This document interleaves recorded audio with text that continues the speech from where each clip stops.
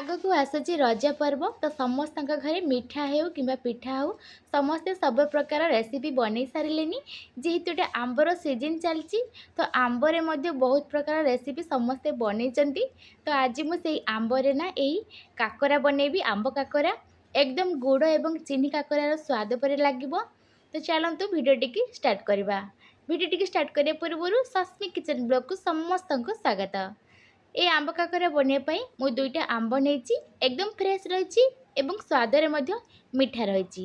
ଯେତେବେଳେ ବି ଆମ୍ବ ନେବେ ନା ଚାଖିକି ଟିକେ ନେବେ, ଏକଦମ ଖଟାଳିଆ ନ ହେଇଥିବା ଦରକାର। ତ କାକରା ପିଠା ଆମର ଖଟାଳିଆ ଲାଗିବ, ଟେଷ୍ଟ ତାର ବିଲକୁଲ ବି ଭଲ ଲାଗିବନି।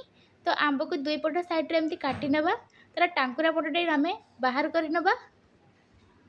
ଟାଙ୍କୁରା ପଟଟି ଟିକେ ଖଟା ଲାଗିଥାଏ।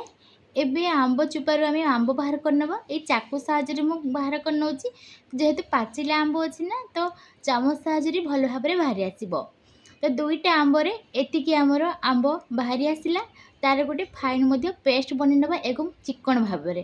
ତ ନେକ୍ସଟ ପ୍ରୋସେସରେ ଆମେ କ'ଣ କରିବା ନା ଗୋଟେ କଢ଼େଇ ନେଇ ନେବା। କଢ଼େଇରେ ଗୋଟେ କଟୁରୀ ମାପରେ ମୁଁ ନଡ଼ିଆ କୋରା ନେଇଛି ଏବଂ ସେହି କଟୁରୀ ମାପରେ ଗୁଡ଼ ମଧ୍ୟ ନେଇଛି। ତ ଏବେ ଆମେ ତାକୁ ଦୁଇଟା ଭଲ ଭାବରେ ମିକ୍ସ କରିନେବା।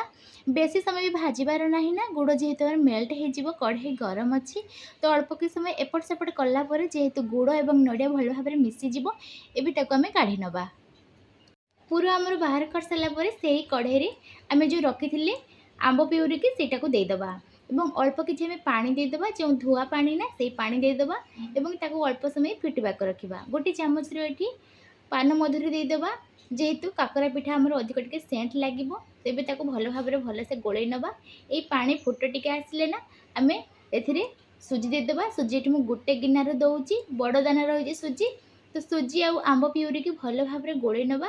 ଯେତିକି ଆମେ ପାଣି ଦେଇଥିଲେ ସେତିକି ହିଁ ପାଣି ଦେବା, ଆଉ ବେଶୀ ଲାଗିବ ଯଦି ଦେବା। ତ ଏବେ ଭଲ ଭାବରେ ଗୋଳେଇ ସାରିଲା ପରେ ଅଳ୍ପ ଅଳ୍ପ କରିକିନା ପାଣି ସବୁ ଶୁଖି ଆସିଲାନି ଓ ଟିକେ ଗାଢ଼ ମଧ୍ୟ ଦେଖାଯାଉଛି। ଜନ୍ତୁଳି ଟାଇପ୍ର ପରିଣତ ହୋଇଗଲାନି। ତ ଏଥିରେ ଆପଣମାନେ ଅଧିକ ମିଠା ପସନ୍ଦ କରୁଥିଲେ କିମ୍ବା ଆମ୍ବ ଖଟା ରହିଥିଲେ ନା ଏଥିରେ ଚିନି ମଧ୍ୟ ଦେଇପାରିବେ। ଏବେ ଏକଦମ ଗାଢ଼ ହୋଇଗଲାଣି, ସୁଖା ସୁଖା।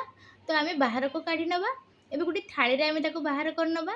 ଯେହେତୁ ଗରମ ଅଛି ନା ତ କିଛି ସମୟ ପାଇଁ ଆମେ ତାକୁ ଫ୍ୟାନ୍ ତଳେ ରଖିନେବା, ଯେହେତୁ ସୁଖା ସୁଖା ହେଇଯିବ। ଏବଂ ତାକୁ ଆଉ ଟିକେ ଚିକଣ କରିନେବା।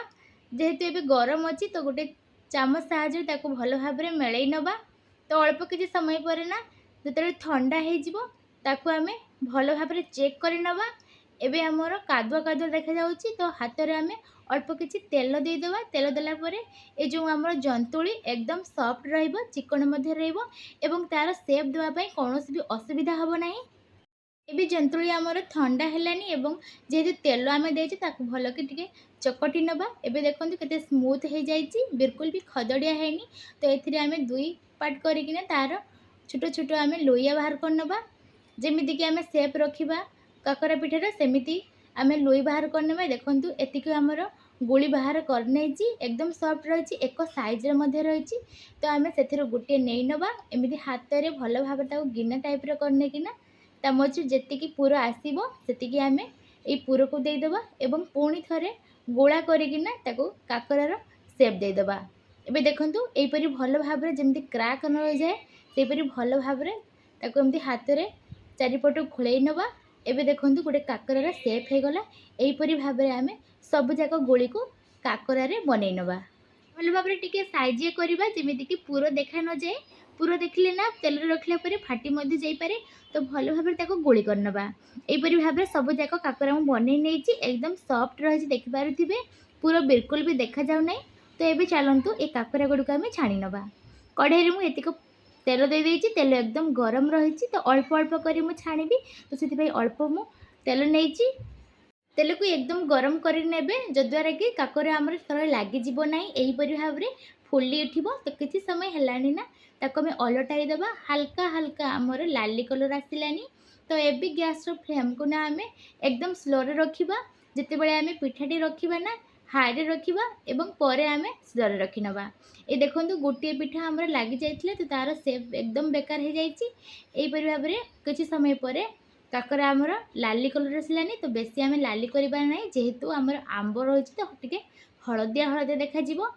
ତ ଏବେ ମୁଁ ବାହାରକୁ କାଢ଼ି ଆଣିଲି ଏବଂ ସେକେଣ୍ଡ ଥର ପାଇଁ ବି ଆମେ ଏପରି ଛାଣି ନେବା। ଯେହେତୁ ପୁର ଦିଆ ଏଇ କାକରା ପିଠାଟି ବନଉଛି ନା, ତ ସ୍ୱାଦିଷ୍ଟ ହିଁ ଲାଗିବ। ଆପଣମାନେ ବି ଦେଖିପାରୁଥିବେ କେତେ ସୁନ୍ଦର ଫୁଲିଛି ଏବଂ କଲର୍ ମଧ୍ୟ କେମିତି ଦେଖାଯାଉଛି।